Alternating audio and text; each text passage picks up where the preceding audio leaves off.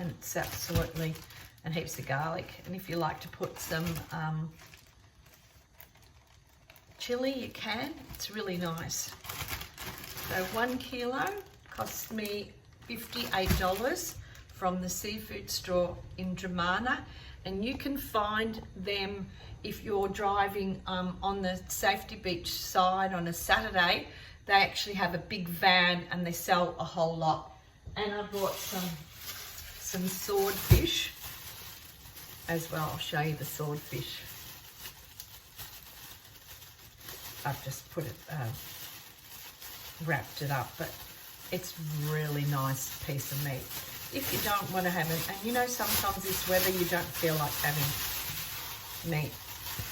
Look at the nice piece of swordfish. Lovely. So what I do with that, you can do swordfish